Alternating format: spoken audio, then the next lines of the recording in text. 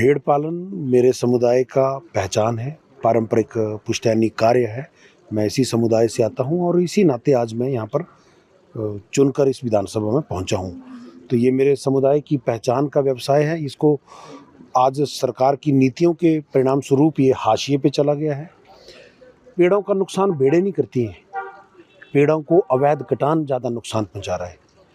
तो उनको जो चारागाहें हैं उनकी वो सीमित हो रही हैं। भेड़ से ऊन निकालने के लिए मशीनों की कमी है, प्रशिक्षित लोगों की कमी है, समय पर उनको दवाइयाँ नहीं मिल रही हैं, उनकी भेड़ पशुधन की चोरी हो रही है प्रवास के दौरान। तो अनेकों उनकी समस्याएं हैं। वो बेचारे सरकार से कुछ नहीं मांग रहे हैं, वो केवल ये मांग रहे हैं कि रोज़गार तो वो मांग ही नहीं रहे। वो चाहते हैं कि हमारा जो रोज़गार है उसको सरकार सुरक्षा प्रदान करे, और सरकार कहीं ना कहीं उनको सुरक्षा देने में विफल साबित हो रही है। सदन के भीतर हमने इस विषय को उठाया और आश्वासन तो दिया है सरकार ने कि इस विषय पर चिंतन करेगी और समाधान करेगी, परंतु ये खोखले दावे हैं, खोखले वायदे हैं।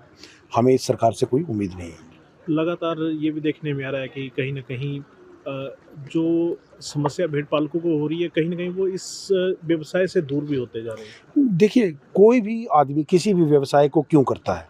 ताकि उससे अपना जीवन यापन कर सके, अपने बच्चों को वो अच्छा जीवन दे सके, अपने परिवार को समृद्ध बना सके। जब उनके एक प्रवास के दौरान 20, 30, 40 अभी 2 दिन पहले की मेरे पास एक सूचना आई, नूरपुर के पास ढक्की की धार में 60 बकरियां उसकी चुरा के ले गए लोग। जो उनकी सालाना आय है वो लगभग 20-22 बकरियां साल की वो बेचते हैं, जिससे उनका परिवार का जीवन यापन चलता है और उनके पास कुछ पैसे बचते हैं। तो जब किसी व्यक्ति की 60 भेड़ बकरियां चुरा ली जाएंगी तो आप सोच सकते हैं, तो उसकी 1 साल की कमाई खत्म। अब पुलिस प्रशासन अपना जांच करेगा, उनको पकड़ेगा, चोर कई पकड़े जाते हैं, कई बार नहीं पकड़े जाते हैं, परंतु सरकार ऐसी परिस्थिति में उनको मुआवजे का प्रावधान करे, ऐसा हमने सरकार से मांग की है।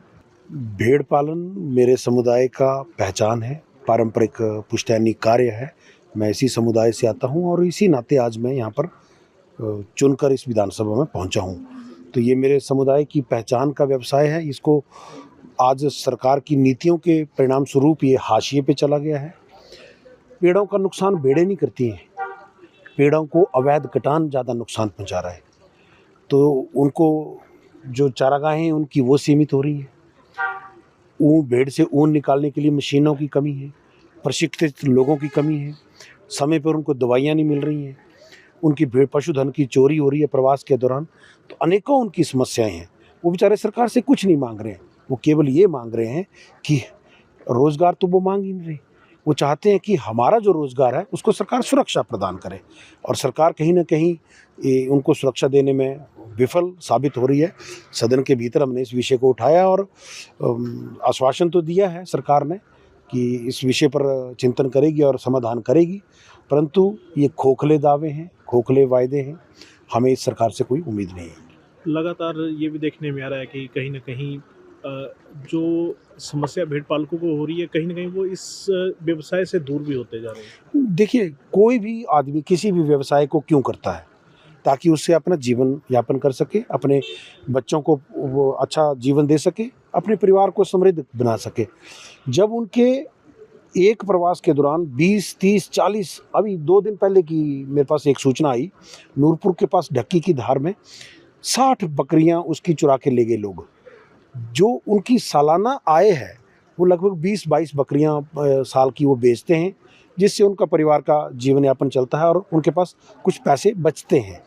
तो जब किसी व्यक्ति की 60 भेड़ बकरियां चुरा ली जाएंगी तो आप सोच सकते हैं, तो उसकी 1 साल की कमाई खत्म।